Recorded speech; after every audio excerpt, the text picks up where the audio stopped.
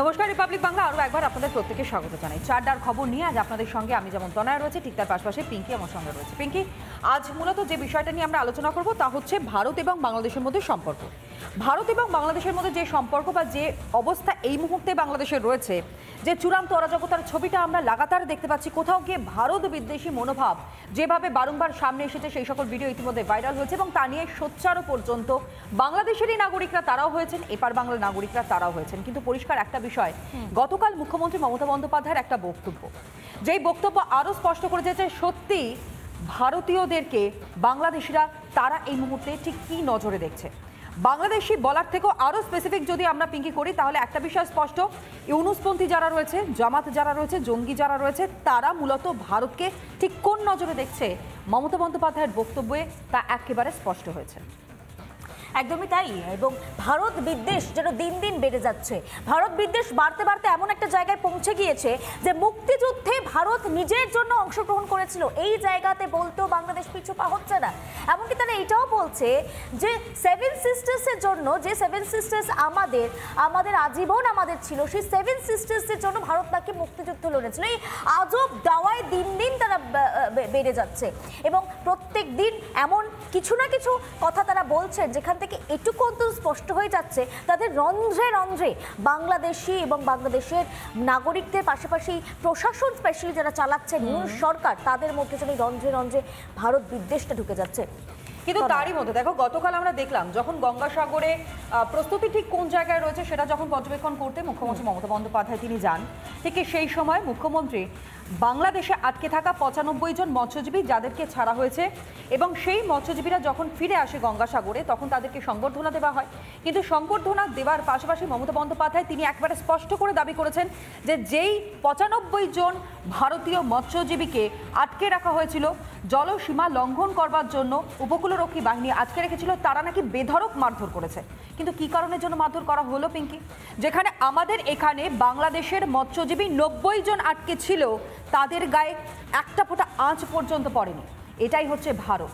আর সেই ভারতেরই মৎস্যজীবীদের ওপর লাগাতার অত্যাচার করা হয়েছে, লাগাতার মারধর করা হয়েছে, এমনটাই দাবি করতে দেখা যায়, শোনা যায় মুখ্যমন্ত্রী মমতা বন্দ্যোপাধ্যায়কে। দেখুন।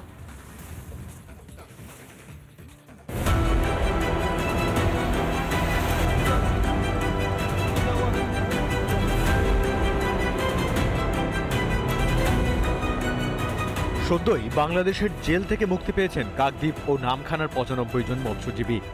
মুক্তি পাওয়া মৎস্যজীবীদের গঙ্গাসাগরে সংবর্ধনা দেয় রাজ্য সরকার। সেই সংবর্ধনার মঞ্চে দাঁড়িয়ে বিস্ফোরক অভিযোগ মুখ্যমন্ত্রী মমতা বন্দ্যোপাধ্যায়। মৎস্যজীবীদের মারধর করার অভিযোগ তোলেন স্বয়ং মুখ্যমন্ত্রী। একজন খুঁড়িয়ে খুঁড়িয়ে হাঁটছিলেন, সবাই নয়।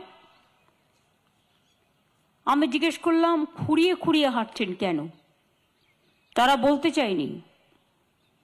জানতে পারলাম যে তাদের কয়েকজনকে মারধরও করা হয়েছে।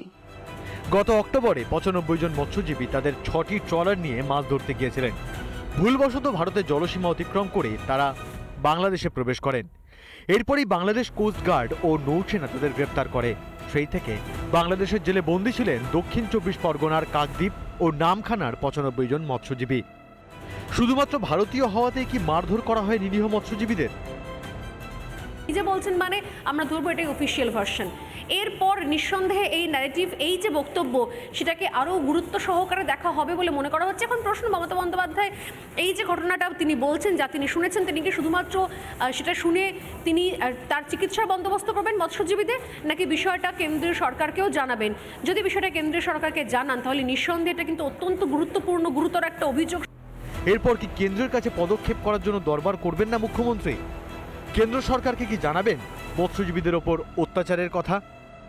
এটা অবশ্যই আমার মনে হয় জানানো দরকার কেন্দ্র সরকারকে, এবং কেন্দ্র সরকার তার ব্যবস্থা নেবে। এটা দুটো দেশের ব্যাপার।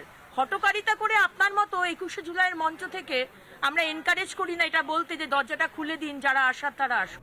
কোন আইনে নিরীহ মৎস্যজীবীদের মারধর করা হলো? শুধুমাত্র ভারত বিদ্বেষ দেখাতে গিয়েই নিরীহ মৎস্যজীবীদের মারধর করা হলো? রিপাবলিক বাংলা।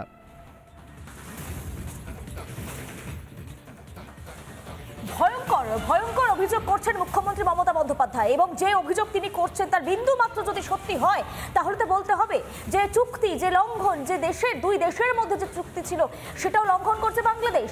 তার কারণ আমাদের 95 জন মৎস্যজীবী যারা জলসীমা লঙ্ঘন করেছিলেন তাদের যদি মারধর করা হয়, তাদের যদি বেধড়ক পিটানো হয়, তাহলে আগামীতে কি পদক্ষেপ নিতে চলেছে ভারত, কি পদক্ষেপ নেবেন মুখ্যমন্ত্রী, সেটা কি দেশের কাছে জানাবেন, সেটা কি কেন্দ্রের কাছে জানাবেন? এই বিভিন্ন বিষয় তো থাকছেই, বিভিন্ন প্রশ্ন তো উঠছেই। তবে অবশ্যই আমাদের সঙ্গে যারা রয়েছেন তাদের সঙ্গে পরিচয় করে নেবো, আজকে আলোচনা যারা অংশগ্রহণ করেন। ধন্যবাদ। ঠিক, আমাদের সঙ্গে যারা রয়েছেন, জয় মল্লিক রয়েছেন, বিজেপি মুখপাত্র। জয়, আপনাকে স্বাগত জানাই আজকের এই আলোচনা। আমাদের সঙ্গে রয়েছেন রাজু ঘোষ। রাজুবাবু, আপনাকেও স্বাগত জানাই, রাজনৈতিক কর্মী। আজকে শুরুটা না হয় আমি রাজুবাবুকে দিয়েই শুরু করি, তার কারণ রাজুবাবু যেই দলকে সমর্থন করেন সেই দলের যিনি সুপ্রিমো মুখ্যমন্ত্রী মমতা বন্দ্যোপাধ্যায়, তিনি দাবি করেছেন কার্যত বলা চলে যে যেই মৎস্যজীবীরা আটকে পড়েছিল বাংলাদেশে, যাদেরকে আটকে রাখা হয়েছিল জলসীমা লঙ্ঘন করবার জন্য, তাদেরকে নাকি বেধড়ক মারধর করা হয়েছে, যে কারণের জন্য তারা অনেকেই হাঁটতে পারছেন না। পরিস্থিতি তাহলে রাজুবাবু কোন দিকে যাচ্ছে? ভারতে যারা আটকে ছিল সেই 90 জন বাংলাদেশি, তাদের তো গায়ে আজ পর্যন্ত আসেনি, ভারত আসতে দেয়নি। তাহলে বাংলাদেশে আটকে পড়া ভারতীয় মৎস্যজীবীদেরকে এরকমভাবে বেদম প্রহার করা হলো কেন?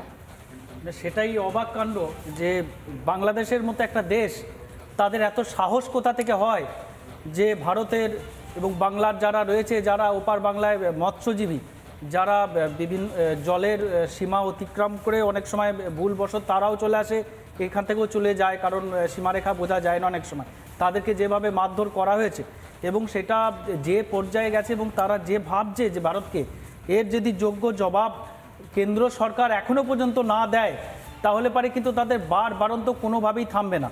দেখুন, প্রত্যেকবার মুখ্যমন্ত্রী মমতা বন্দ্যোপাধ্যায়কেই শোনা যাচ্ছে প্রতিক্রিয়া দিতে। এর আগে যখন তারা কলকাতা দখল করবে বলল, তখন মমতা বন্দ্যোপাধ্যায় বললেন কেন্দ্র সরকার চুপচাপ, এখনো কোনো শব্দ নেই। এখানে মৎস্যজীবী যারা বাংলাদেশের সীমানায় পৌঁছে যাচ্ছে, তাদেরকে নিয়ে গিয়ে বেধড়ক মারধর করছে। না, বেধড়ক মারধর করছে, কোমর থেকে পা পর্যন্ত মেরে তাদেরকে দাগ ফেলে দিয়েছে, বিভিন্ন অংশগুলো তাদের কালশিটে পড়ে গেছে, এমন ভাবে তারপরে মমতা বন্দ্যোপাধ্যায় বলেছিলেন যে যদি বাংলাদেশে কেউ বিপদে পড়ে তাহলে পরে আমি অন্ততপক্ষে একজন মানবিকতার খাতিরে তিনি বলছেন যে আমি তাহলে দরজাটা খুলে দেবো, কারণ তার পক্ষে নাকি সম্ভব নয় যে কেউ যদি এসে আর্তনাদ করে তাহলে তাদেরকে ফিরিয়ে দেওয়া। তাহলে সেই বক্তব্য মমতা বন্দ্যোপাধ্যায় কি করে রেখেছিলেন? দেখুন, বাংলাদেশের যারা সাধারণ মানুষ এগুলো তারা করছে না, কিছু কট্টরপন্থী যারা মানুষ রয়েছে, মুসলিম রয়েছে, বিশেষ করে নামটাকে আমি বললাম, তাদের এই মানসিকতা থেকে এই অত্যাচারগুলো তারা করছে বিভিন্ন প্রশাসনিক স্তর থেকে। যদিও এক্ষেত্রে আমি বলে রাখবো বক্তার বক্তব্য সম্পূর্ণ কিন্তু নিজস্ব। এবার বলুন। না, আমি বলছি প্রশাসনিক স্তর থেকে কিছু মানুষ রয়েছে যারা কট্টরপন্থী মানসিকতা রয়েছে যাদের মুসলিমদের মধ্যে, তারাই এই কাণ্ডটা ঘটাচ্ছে। সমগ্র বাংলাদেশের মুসলমান যারা রয়েছে তারা কিন্তু এইরকম ভাবে না। বাংলাদেশ, ভারত, তাদের অনেক আত্মীয় বাংলাদেশে, ভারতে ছড়িয়ে ছিটিয়ে রয়েছে, তারা কিন্তু সমানভাবেই ভাবে। আমার কাছে কথা হচ্ছে স্পর্ধা কি করে হতে পারে? জয়, এত দূর স্পর্ধা, বারংবার করে হুঙ্কার দিচ্ছে দখল করে নেবে, বারংবার হুঙ্কার দিচ্ছে যে মাত্র কয়েকদিনের অপেক্ষা, বারংবার বলছে বাংলাদেশের নাকি যা ক্ষমতা রয়েছে সেই ক্ষমতা নাকি আমাদের ভারতবর্ষে নেই, ভারতবর্ষ যদি একবার ঘুরে তাকায় তাহলে পরে তো পালাবার পথ পাবে না বাংলাদেশ। এক্স্যাক্টলি, তোমার প্রশ্নের মধ্যে উত্তর দিয়ে দিয়েছো, কিন্তু একটা জিনিস বলি, কোথাও গিয়ে বাংলাদেশ, আমি পুরো বাংলাদেশকে এইভাবে মেনশন বা কোট করতে চাই না, বাংলাদেশের সাধারণ মানুষ আমার কোথাও মনে হয় না যে এরকম একটা ঝঞ্ঝাট চায়, এরকম একটা পরিবেশ চায়।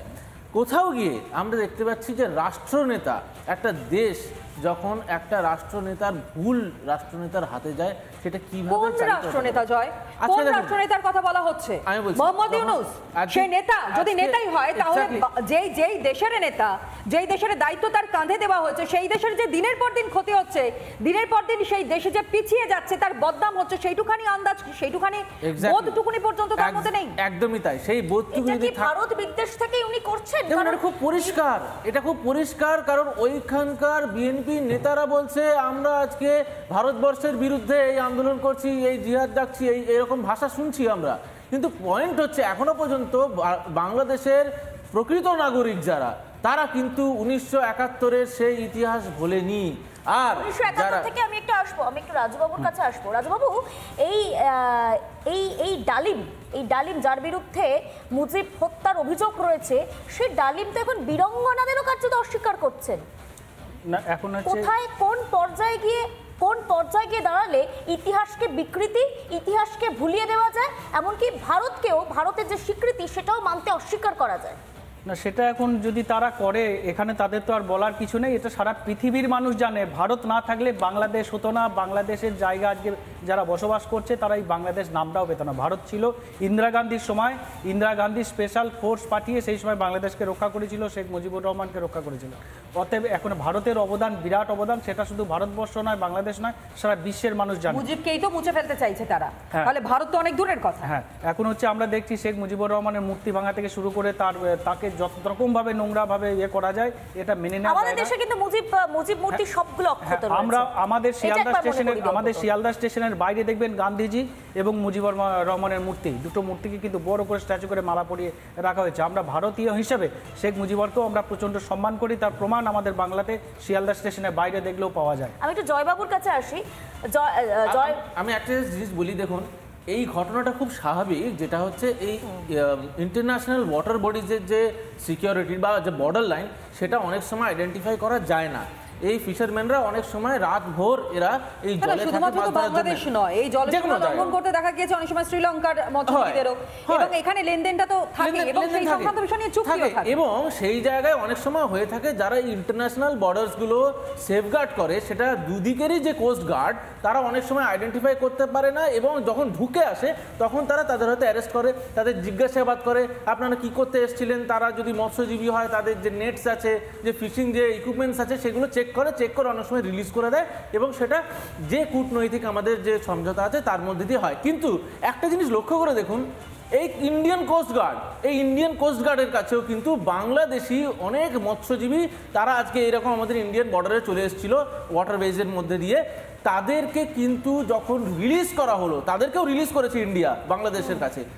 একজন ব্যক্তি, একটা কোনো দাগ নেই তাদের শরীরে, একজন ব্যক্তি কমপ্লেন করতে পারবে না যে তাদের উপরে কোনো অত্যাচার হয়েছে। কিন্তু আজকে আমরা শুনছি কি বাংলাদেশে যারা আমাদের ধরা পড়েছিল ইন্ডিয়ান মৎস্যজীবীরা, স্পর্ধাটা কেন হচ্ছে আজকে? ভারত উপযুক্ত পদক্ষেপ এখনো পর্যন্ত নিচ্ছে না বলেই কি এই স্পর্ধাটা দিনের পর দিন বাড়ছে? কোথাও গিয়ে ইউনিস বোধহয় ভুলে যাচ্ছে যে নরেন্দ্র মোদী সার্জিক্যাল স্ট্রাইক করতেও জানে। এখানে কোথাও রাজবাবু কিছু একটা বলতে চাইছেন। সার্জিক্যাল স্ট্রাইক শুনে আমি দেখলাম আপনি হাতটা তুলেন, বলুন। না, আমি বলছি যে নরেন্দ্র মোদীকে এত কিছু ঘটনা পরে তারা বলছে ভারত দখল করব, বাংলা দখল করব। নরেন্দ্র মোদী কথা কোনো চুপচাপ, কেন্দ্র সরকারের প্রত্যেকটা দপ্তর চুপচাপ, এখানকার যারা বিজেপি নেতা তারা চুপ। এত কিছু ঘটছে, এখন বিজেপি নেতা নেত্রীরা বলছে মমতা ব্যানার্জি জানাক।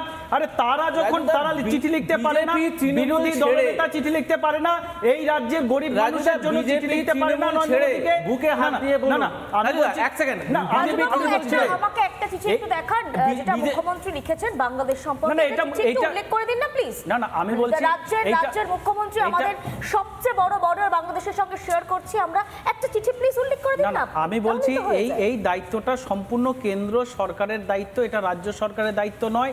যদি শুভেন্দু অধিকারী এত চিঠি লেখে, এত ইনফরমেশন দেয়, এখন কেন চিঠি লিখছে না? এখন কেন মমতা ব্যানার্জির দিকে কোর্টে বল ঠেলে দিচ্ছে যে মমতা বন্দ্যোপাধ্যায় চিঠি লিখবে? না, মুখ্যমন্ত্রী যেটা করছে আজকে এই রাজ্যের প্রধানকে, না, মুখ্যমন্ত্রী শুধু এই রাজ্যের প্রধান নয়, মুখ্যমন্ত্রী এই ভারতবর্ষের যিনি প্রধান তারও মুখ রক্ষা করছেন। মুখ্যমন্ত্রী হয়ে একটা রাজ্যের দেশের প্রধানমন্ত্রী রক্ষা করছেন।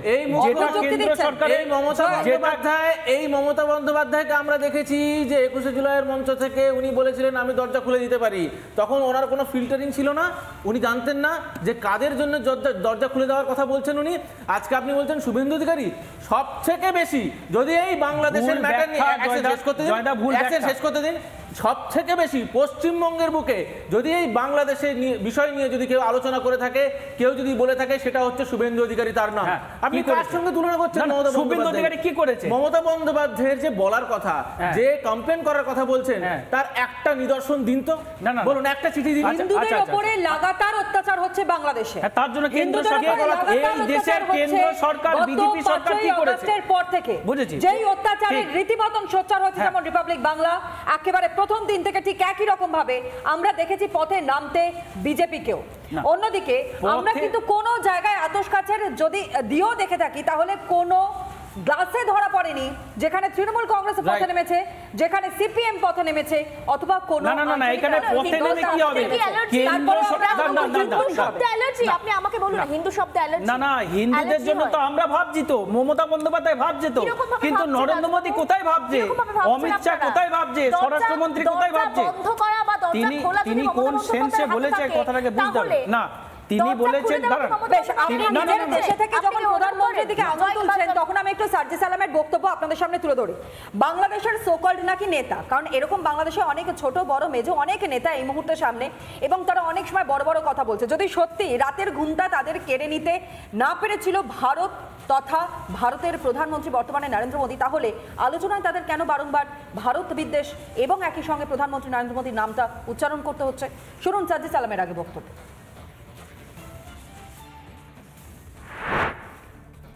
যে একটা দেশ কোনোদিন দুইটা দেশের মধ্যে এমনি চলে আসে না। আন্তর্জাতিক রাজনীতিতে এতটা উদার হয় না যে দুইটা দেশের যুদ্ধের মাঝখানে নিজে অংশগ্রহণ করবে। নিজের যে প্রতিদ্বন্দ্বী রাষ্ট্র পাকিস্তান, সেই পাকিস্তানকে দ্বিখণ্ডিত করার যে সবচেয়ে বড় অন্তর্নিহিত ইচ্ছা, সেই ইচ্ছার বহিঃপ্রকাশ 1971 সালে ভারত করেছে। আমাদের এই তরুণ প্রজন্মকে বোঝাতে হবে যে শুধুমাত্র বাংলাদেশের মানুষের জন্য নয়, বরং নিজের সেভেন সিস্টার্সকে সেভ করার জন্য কিভাবে ভারত এই মুক্তিযুদ্ধে অংশগ্রহণ করেছে। এই সার্জিস আলম কি ভুলে গেছে পাকিস্তানিদের অত্যাচার? এই সার্জিস আলম কি 1971 ভুলে গেছে, নাকি সার্জিস আলম ভুলে গেছে যে কি নৃশংসতা দেখেছে বাংলাদেশ, কি নৃশংসভাবে হত্যা করা হয়েছিল, নারীদের ধর্ষণ করা হয়েছে? আমি জানি না, এটা ভুলে যাবে। জয়বাবুর কাছে যাবো। জয়বাবু, 1971-এর যদি ইতিহাস ভুলে না গিয়ে থাকেন, তবে কি আজকে ভারতকে বলতে পারছেন শত্রু দেশ? তোমার এই কথার রেস্টে নেই বলি, কয়েকদিন আগে বিজয় দিবস পালন হয়েছে, রাইট? বিজয় দিবস পালনের সময় তোমাদেরই ক্যামেরা এবং জার্নালিস্ট গিয়েছিলেন, এখানে কিন্তু তোমরা বাইক নিতে পেরেছো। সেই একই দিনে বাংলাদেশে যখন বিজয় দিবস পালন হওয়ার কথা, এত বছর ধরে যেটা হয়ে এসছে দুই দেশেই, ওইখানে ভারতবর্ষের কোনো পতাকা ছিল না। ছিল কোন পতাকা? পাকিস্তানের পতাকা। ছিল কোন প্রতিনিধি? পাকিস্তানের প্রতিনিধি। ওখানে ভারতবর্ষের প্রতিনিধি ছিল না। তাহলে বাংলাদেশ এবার কাকে চাইছে? ভারতকে চাইছে না, পাশে চাইছে পাকিস্তানকে। মানে তাহলে তো কথাটা সত্যি হয়ে গেল যে হিন্দু মুসলিম ভাই ভাই সেটা এখন ভুলে গিয়ে জঙ্গি ভাই ভাই হয়ে গিয়েছে। বাংলাদেশের পরিস্থিতি আজকে তাই। আর আজকে রাজুদা যেটা বলছে, আমি একটু পশ্চিমবঙ্গের দিকে আসি। দৈনন্দিন প্রত্যেক দিন যদি একজন ব্যক্তিও হলেও কেউ যদি এই বাংলাদেশের এই ঘটনার বিরুদ্ধে, হিন্দুদের এই আক্রান্ত হওয়ার বিরুদ্ধে যদি কেউ আওয়াজ তোলে, সেটা হচ্ছে শুভেন্দু অধিকারী। রাজুদা, একজন তৃণমূল নেতা আপনি দেখিয়ে দিন যে পথে নেমেছে বাংলাদেশের হিন্দুদের। জয়দা, এটা পথে নেমে রাজনীতি হয়, সহযোগিতা করা যায় না। এই আড্ডা এবং আজকের এই খবর যেটা নিয়ে আমরা আলোচনা করছি, রাজুবাবু একদম শেষ প্রশ্ন আপনার কাছে থাকবে। মমতা বন্দ্যোপাধ্যায় তিনি দাবি করছেন যে এই সকল ভারতীয় মৎস্যজীবীদেরকে মারধর করা হয়েছে, কিন্তু এটা নিয়ে কেন্দ্রের কাছে কি কোনো রকমের কোনো চিঠি যাবে?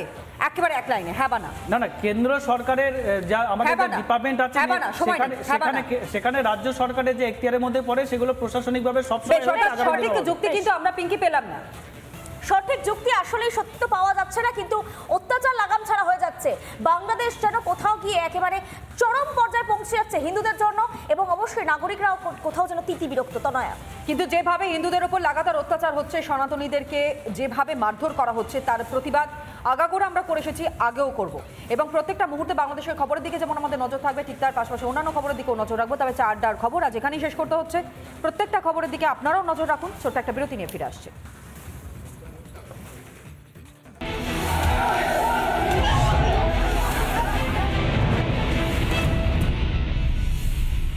নানা ধরনের কন্টেন্ট দেখার জন্য লাইক করুন, শেয়ার করুন আমাদের ফেসবুক পেজ, সাবস্ক্রাইব করুন আমাদের ইউটিউব চ্যানেল। পাশাপাশি অন্যান্য ব্রেকিং নিউজের জন্য অবশ্যই চোখ রাখুন রিপাবলিক বাংলায়।